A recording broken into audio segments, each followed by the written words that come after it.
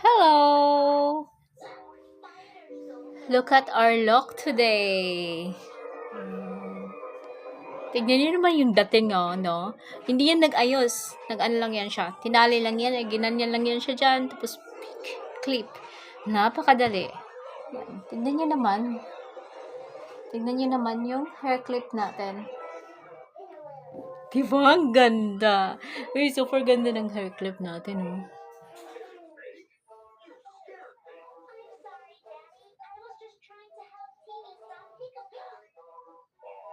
Ang ganda, no?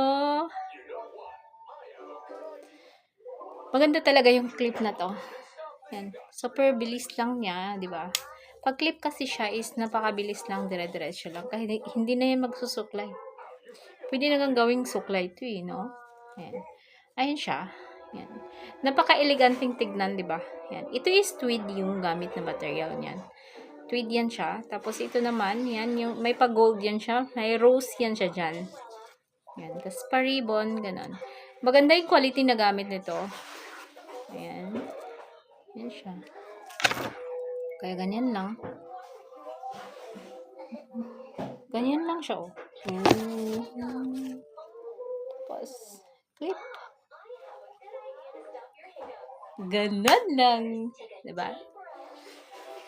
Nakadepende lang yan sa inyo, eh. Napaka-easy. Pwede din dito lang sa taas. Tapos, pag-ano mo siya. Tapos, ganon.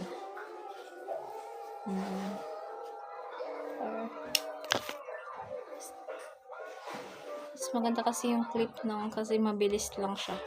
At saka, itong clip na to, hindi siya ordinary tignan, diba? Ang ganda. Hindi siya pang bahay yung dating. Ano. Super nice, diba? Pag gusto nyo itong hair clip natin, no?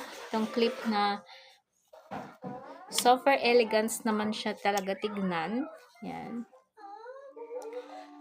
I-click nyo lang yung ating yellow basket. Or, ilagay ko sa comment section yung link nito. At saka murang-mura lang to ha. Hindi to aabot ng 100 peso. Nasa 80 plus lang ata siya. Basta mura lang siya, hindi siya aabot ng 100. Diba? At napaka-elegante na ng hair clip niyo.